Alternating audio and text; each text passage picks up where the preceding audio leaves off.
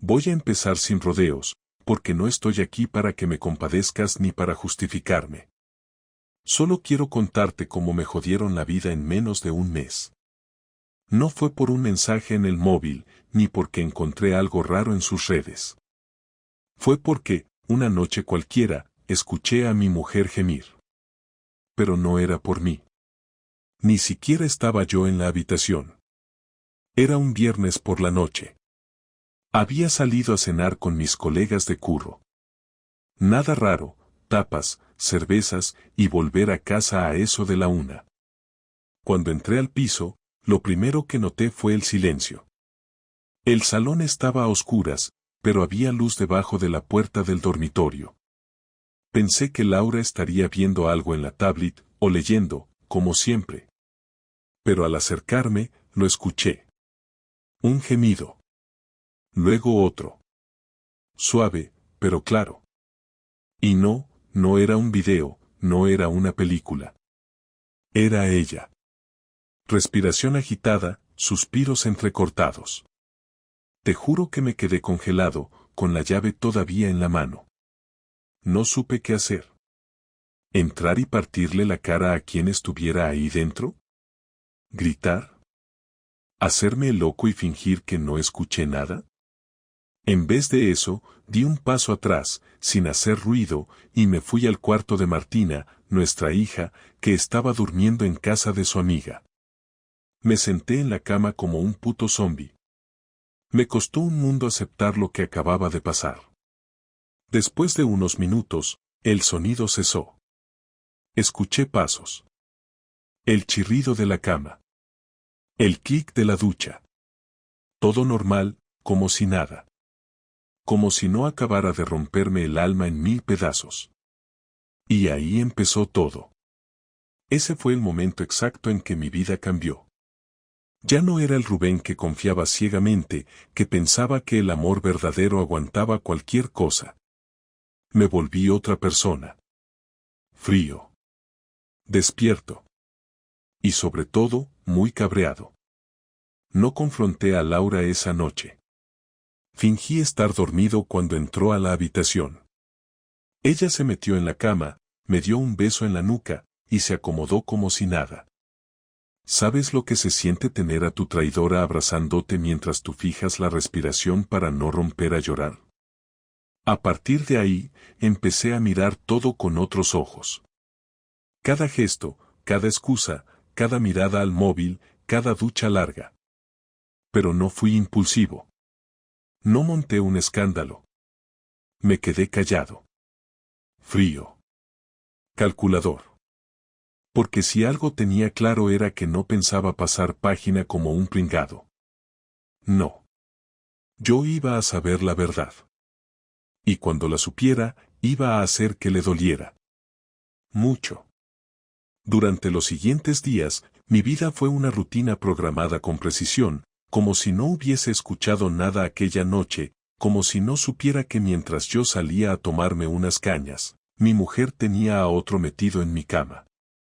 Me levantaba a la misma hora, me duchaba, preparaba el desayuno para Martina si estaba en casa, saludaba a Laura con un beso en la frente, le deseaba buen día, y salía a trabajar. No le mostré ni un solo gesto distinto, ningún indicio de sospecha, ninguna palabra fuera de lugar.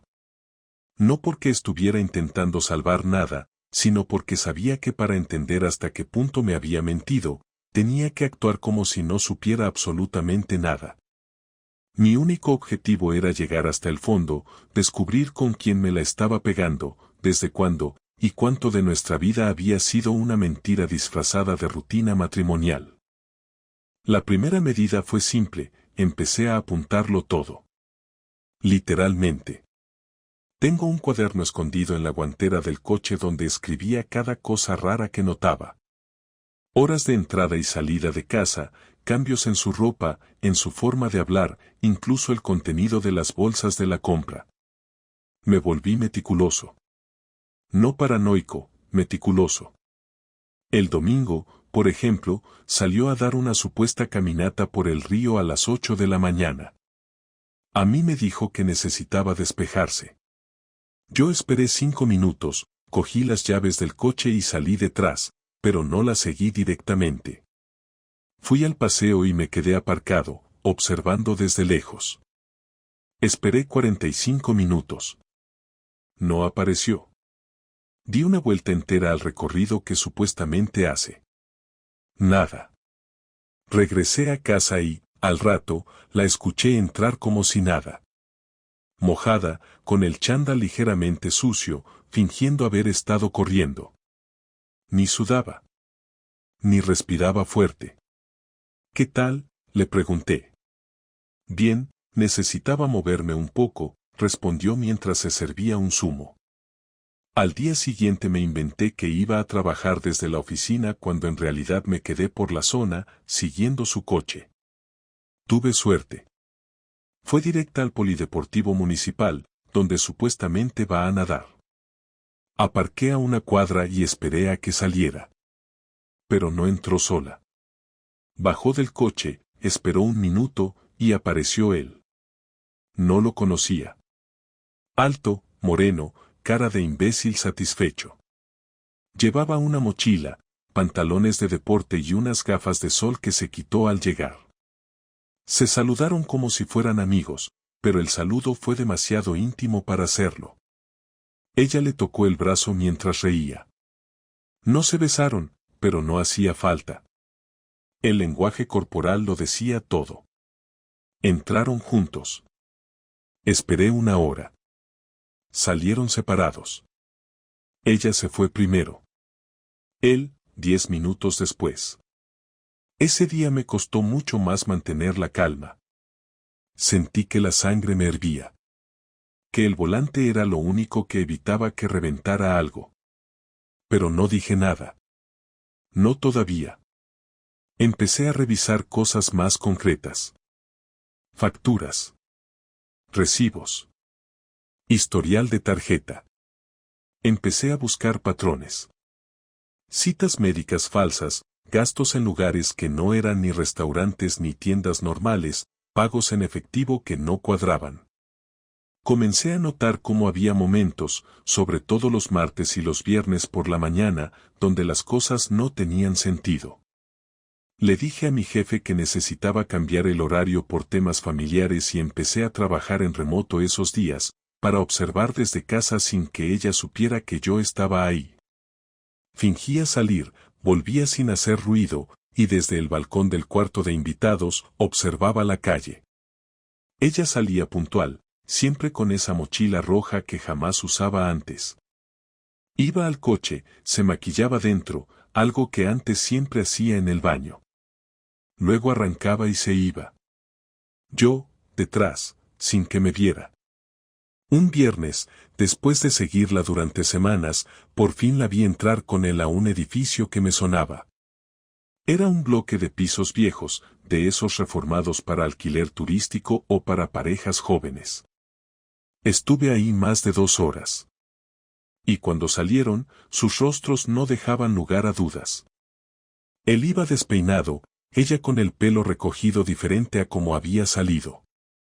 Sonreían. Habían follado. No había otra explicación. Esa noche, no dormí en casa. Dije que tenía una cena de empresa. Me fui a casa de mi primo Dani, que vive en Ruzafa. Le conté todo. Me dijo que tenía que enfrentarla ya, que eso no se podía tolerar. Pero yo no quería enfrentarla todavía. No sin pruebas que fueran más que palabras. No sin algo que no pudiera negar. Así que empecé a planearlo. Quería que se derrumbara.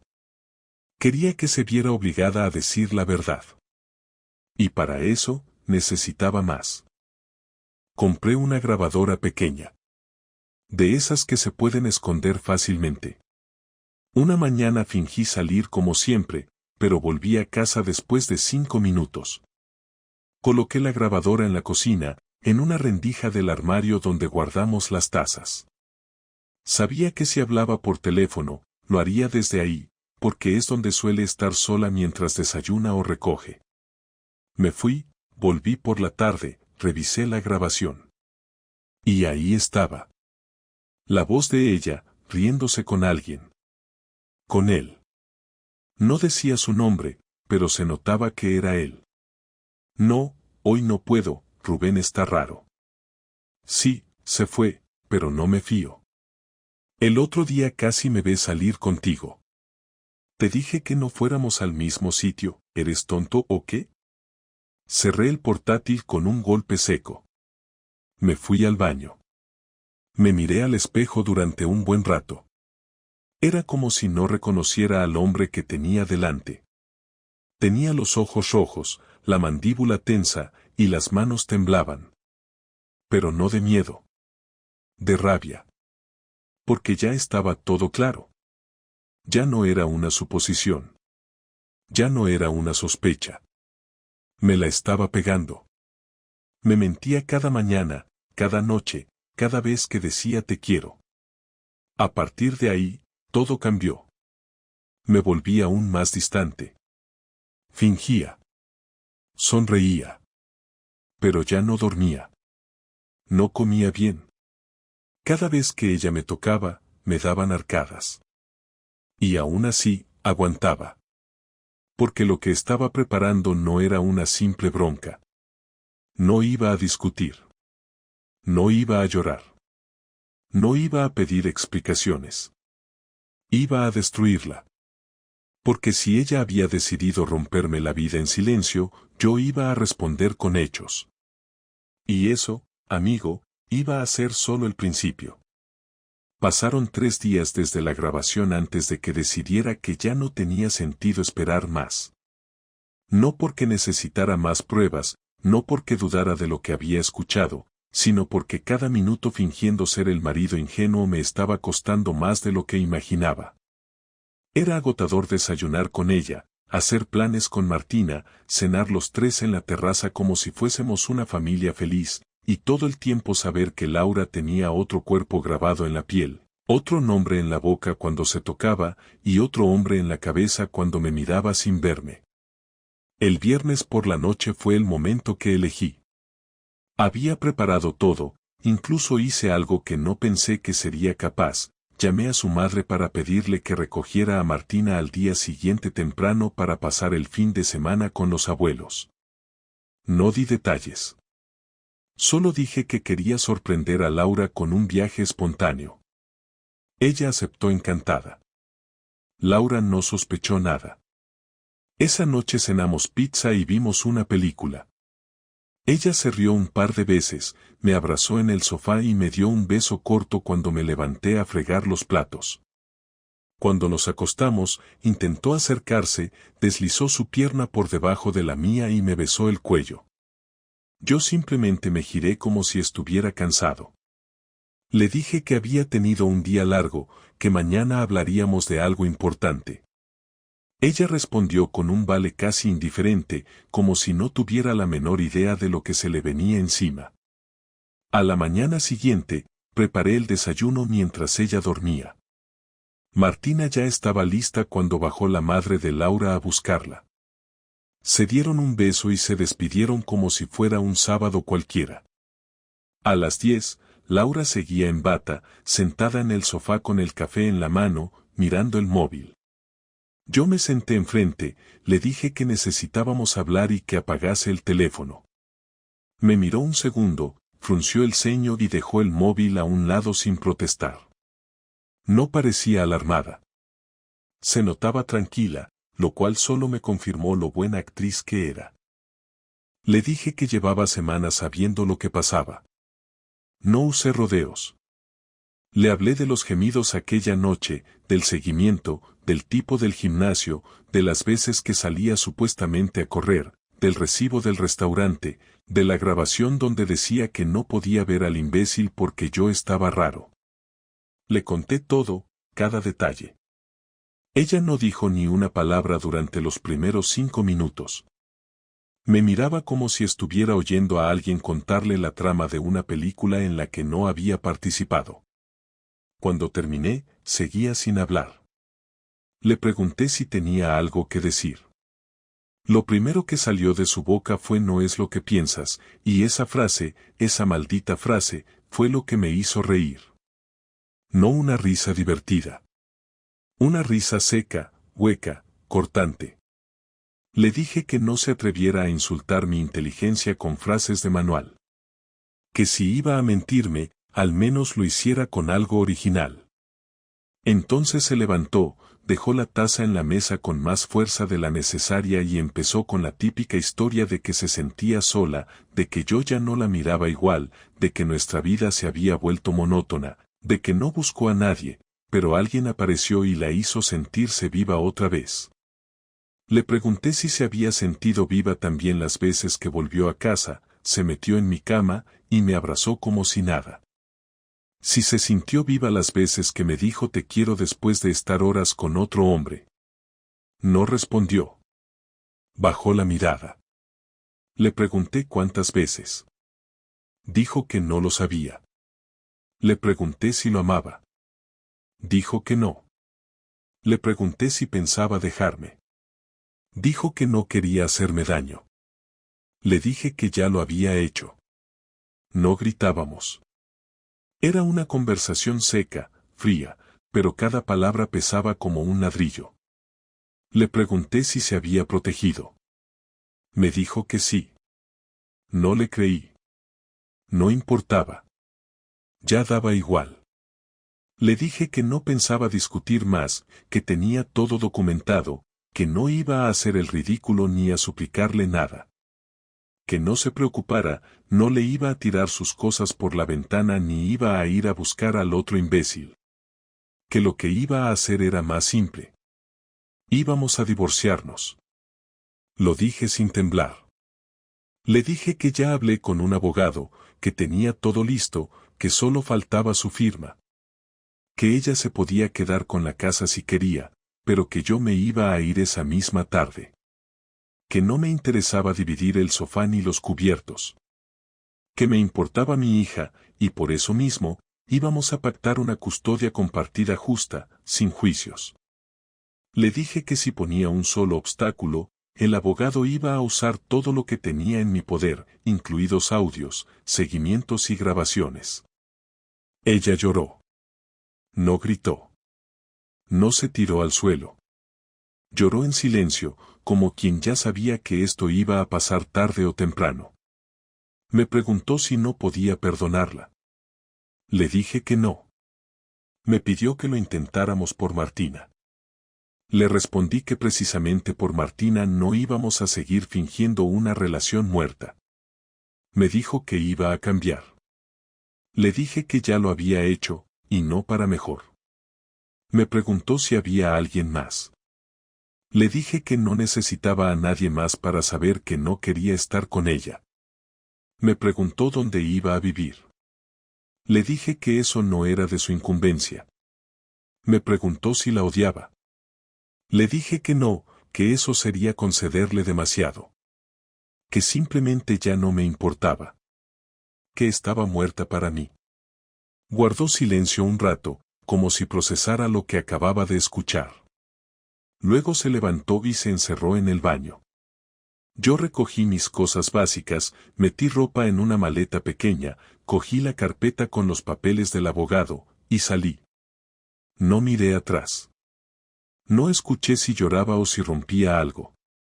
Me fui, no como un hombre destruido, sino como alguien que por fin podía dejar de fingir. Lo que vino después no fue paz. Fue vacío. Pero un vacío honesto. Y eso, comparado con las mentiras en las que había vivido, ya era un avance. Cuando salí de casa con la maleta, no tenía un destino claro más allá de la idea de no volver a dormir bajo el mismo techo que Laura. Me fui directo al piso de mi primo Dani, el mismo que me había escuchado semanas atrás y que me había ofrecido su sofá sin pensárselo 2 veces. Me recibió con una mirada seria, sin preguntas. Solo me dijo que el cuarto de invitados estaba libre, que si necesitaba ropa limpia él tenía de sobra, y que no hacía falta que explicara nada. Esa noche no hablé mucho. Cenamos juntos, vimos un partido sin decir una palabra sobre lo que había pasado, y luego me fui a la habitación a quedarme solo con el silencio. No dormí mucho. No porque estuviera mal, sino porque tenía demasiadas cosas en la cabeza, entre ellas la más importante, dejar de ser la víctima y empezar a mover las piezas de la revancha que llevaba planeando desde que confirmé que me la estaba pegando. No me refiero a venganza con violencia ni con gritos, sino algo más eficiente, más calculado, algo que de verdad le doliera y que además me sirviera para recuperar el control de la historia. Ya había hablado con mi abogado, había dejado claro que quería el divorcio sin espectáculos, pero eso no implicaba que no pudiera ajustar cuentas. Empecé por lo más básico, preparar una carpeta con todo lo que tenía documentado, no solo por si Laura intentaba hacerse la víctima o manipular las cosas delante de familiares y amigos, sino también para mostrarle a las personas cercanas a mí, y a ella, que no estaba abandonando un matrimonio feliz ni rompiendo una familia porque sí. Tenía audios, fechas, horarios, fotos de sus encuentros, pruebas de los lugares donde decía estar y en realidad no estaba, e incluso la grabación donde hablaba con él sin saber que alguien la escuchaba. Lo siguiente fue más frío, pero necesario. Llamé al padre de Laura, una persona a la que siempre respeté, y le pedí tomar un café en persona. Le expliqué la situación sin rodeos, sin dramatismo, sin buscar su compasión. No lo hice por rencor, sino porque sabía que Laura le iba a contar una versión edulcorada o manipulada para justificarse. Él se quedó callado la mayor parte del tiempo, no me interrumpió ni una sola vez, y al final solo me dijo que lo sentía, que no esperaba algo así de su hija, y que me agradecía la honestidad. Me pidió que no le contara a Martina aún. Le respondí que eso lo decidiría yo, que no iba a mentirle a mi hija, pero que tampoco iba a meterla en medio. No quería que pensara que tenía que elegir entre nosotros. Quería que supiera la verdad, pero sin obligarla a odiar a su madre. Era complicado, pero no imposible. Después contacté con uno de los compañeros de Laura en la clínica. No porque me interesara su opinión, sino porque tenía sospechas de que el otro tipo podía estar relacionado con el gimnasio donde ella colaboraba como fisioterapeuta externa. Y no me equivoqué. No solo lo conocían, sino que al parecer, hacía meses que había rumores. Incluso uno de los empleados, que era cercano a mí desde antes de que Laura montara la clínica, me confesó que una vez los vio salir del mismo coche, por separado, en plena mañana laboral.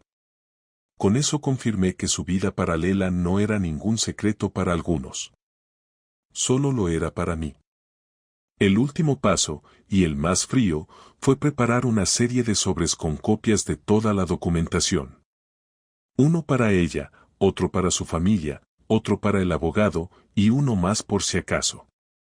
Cada sobre tenía una carta explicando que no necesitaba explicaciones, que lo único que pedía era una separación rápida, que no buscaba humillarla en público, pero que si ella intentaba jugar sucio, entonces sí lo haría.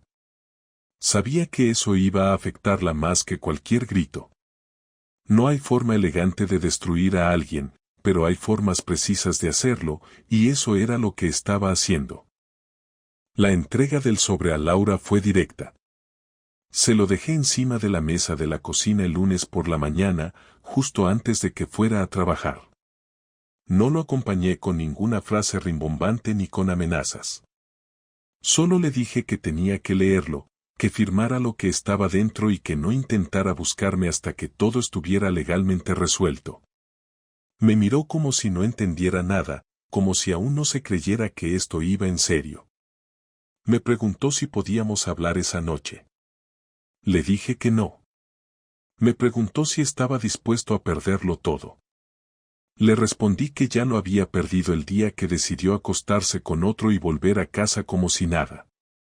Me pidió que pensara en Martina. Le dije que pensaba en ella cada minuto, y que precisamente por eso, esto tenía que terminar. Esa semana fue un desfile de reacciones.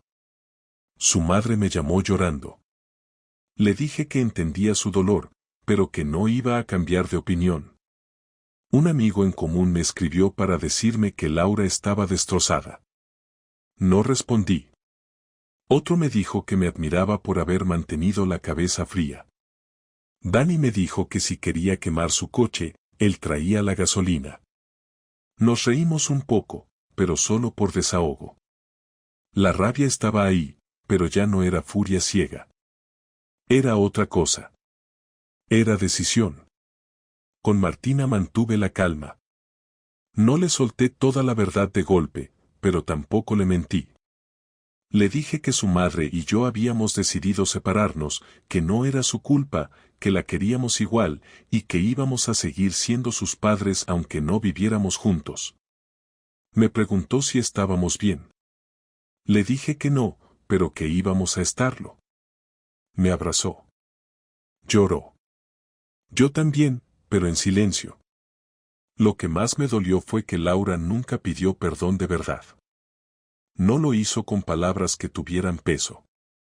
Solo soltó frases tipo no era feliz o no supe cómo parar, como si todo hubiera sido una consecuencia inevitable, como si no pudiera haberse contenido. Y eso, más que la traición, fue lo que terminó de romper cualquier posibilidad de futuro. Porque si ni siquiera era capaz de asumir lo que hizo sin poner excusas, entonces no había nada que reconstruir. Ni confianza, ni respeto, ni historia que valiera la pena defender. Después de entregar los sobres, cortar la comunicación directa con Laura y dejar que el proceso legal avanzara, me concentré en volver a construir algo parecido a una vida normal. Pero no era fácil, porque uno no se recupera de una traición como si fuera un accidente de tráfico. No basta con apartarse, firmar unos papeles y empezar a ir al gimnasio para sentir que todo pasó. El cuerpo sigue ahí, intacto. Pero lo que te destruye es lo invisible, la desconfianza en todo, las preguntas que no puedes quitarte de la cabeza, y esa sensación constante de haber sido estúpido por tanto tiempo. A pesar de eso, intenté mantenerme ocupado. Volví a concentrarme en el trabajo, que por suerte me daba una rutina clara, y me obligaba a levantarme, a ducharme, a no quedarme tirado todo el día en la cama. Volví a salir a correr por las mañanas, algo que no hacía desde que Martina era pequeña. Comía mejor. Me forcé a dormir sin alcohol ni pastillas. Y sobre todo, escribía. Tenía un documento donde anotaba todo lo que pensaba y sentía, sin filtro, sin intención de convertirlo en nada, solo para vaciar la cabeza. El proceso de divorcio fue rápido, en parte porque Laura no quiso pelear nada. Aceptó las condiciones. Firmó todo sin retrasos ni dramas. La custodia de Martina quedó establecida de forma equilibrada. Yo me quedé con el coche, ella con la casa. No discutimos ni una lámpara. No nos vimos en persona durante todo el trámite. Todo fue a través de abogados, correos y firmas digitales. Eso, para mí, fue otro clavo más. Ni una conversación real. Ni una disculpa con sentido. Solo silencio y documentos. No se puede recuperar nada cuando el otro ni siquiera intenta salvar lo que queda. Y ella no intentó nada. Lo que más me costó fue explicárselo a Martina de forma que no la destruyera por dentro. Y no porque pensara proteger a Laura, sino porque entendía que para mi hija, su madre era un pilar, y no quería ser yo quien la derrumbara completamente. Hablamos más de una vez. Le fui contando por partes. Le dije que su madre había tomado decisiones equivocadas, que había alguien más, que me lo ocultó, y que por eso ya no estábamos juntos. No usé insultos. No le mostré pruebas. No busqué que la odiara. Solo quería que entendiera por qué yo no podía seguir fingiendo una familia que ya no existía. Martina me escuchó en silencio. Me preguntó si yo la seguía queriendo. Le dije que no. Me preguntó si la iba a perdonar. Le dije que perdonar no era olvidar, y que a veces simplemente hay cosas que no se pueden reparar. Me dijo que le dolía, pero que me entendía. Fue una conversación dura, pero necesaria. A los pocos días del cierre oficial del divorcio, recibí un mensaje de Laura. No lo esperaba. Era corto. Me decía que necesitaba hablar conmigo, que no por el divorcio, sino como madre y como persona. Le respondí que si era por algo práctico respecto a Martina, me escribiera por correo. Me dijo que no, que quería hablar cara a cara. Me costó responder, pero acepté. Le propuse vernos en un bar a mitad de camino. Neutral. Público. Nada que pudiera prestarse a discusiones privadas ni a lágrimas exageradas. Llegó puntual. Se veía distinta. No tanto por fuera, aunque algo había en su expresión. Como si hubiera envejecido en un mes. Se sentó enfrente, pidió un café, y tardó más de 5 minutos en abrir la boca.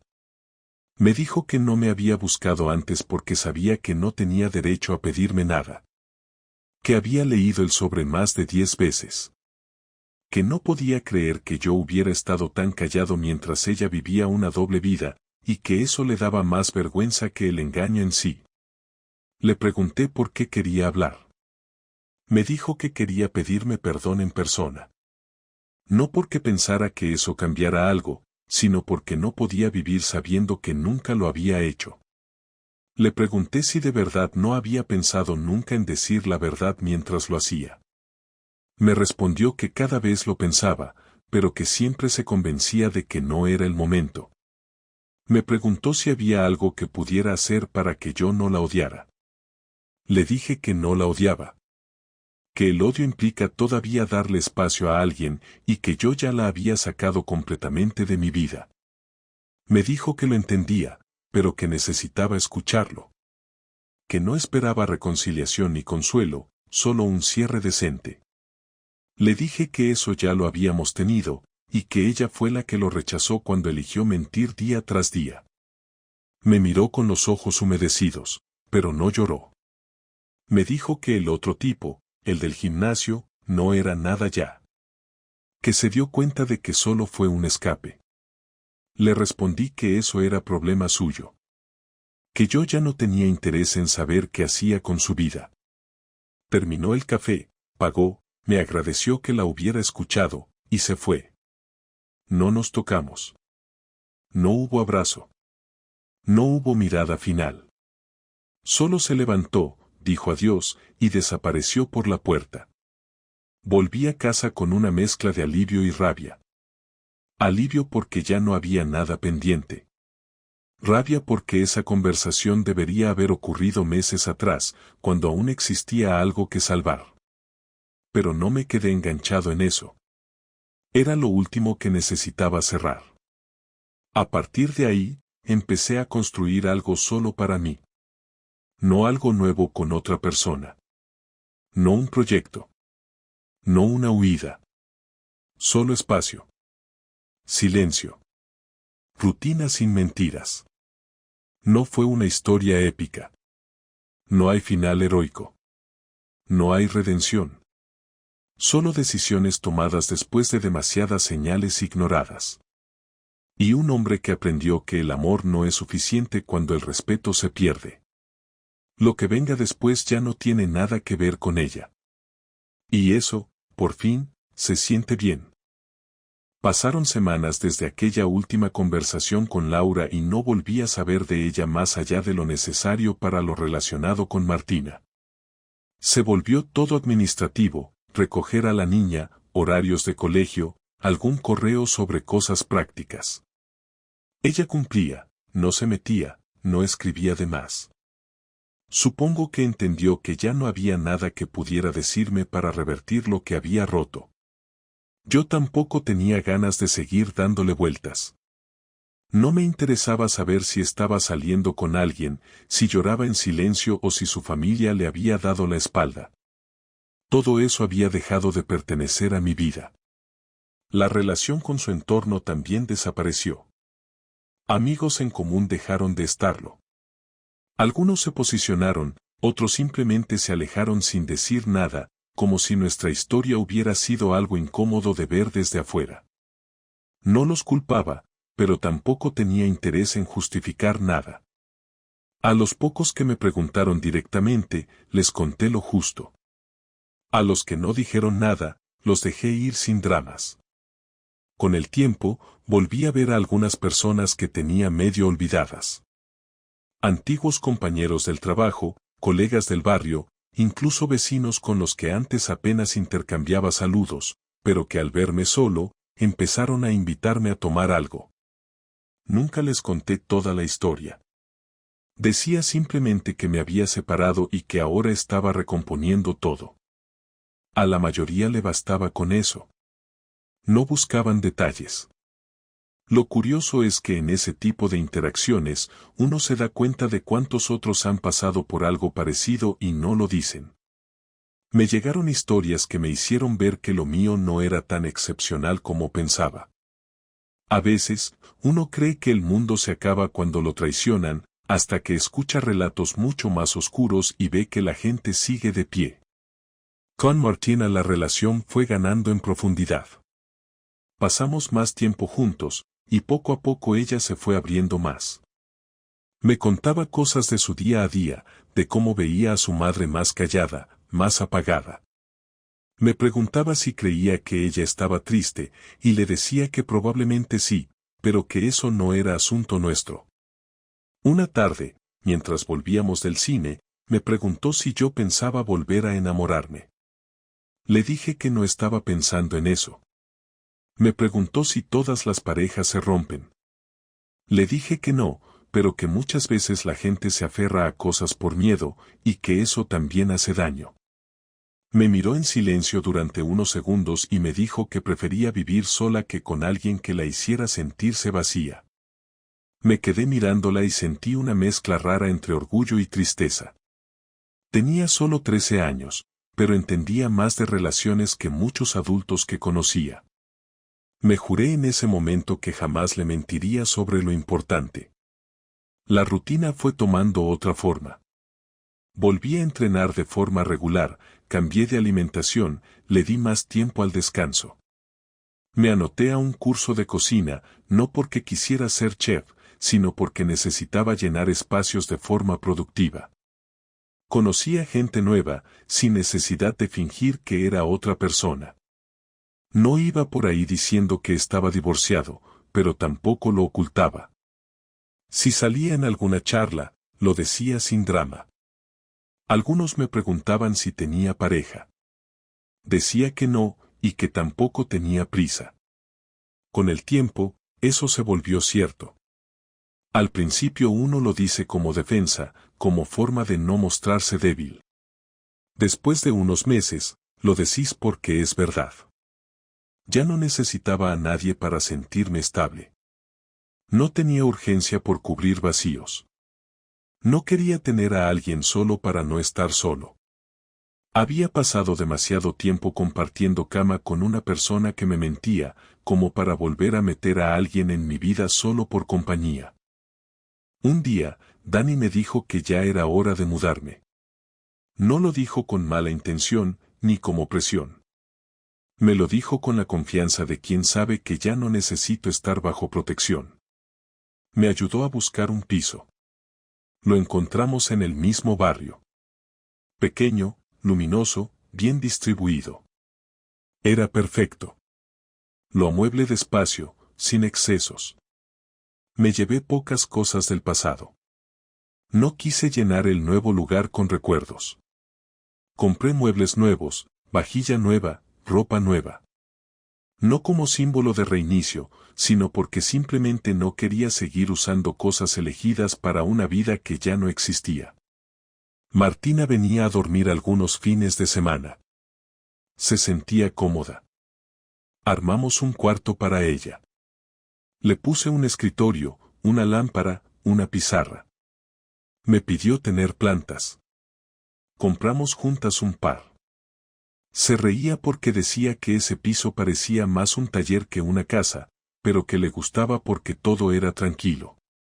Después de un tiempo, Laura me escribió un mensaje más. Me dijo que solo quería decirme que me admiraba por cómo había manejado todo.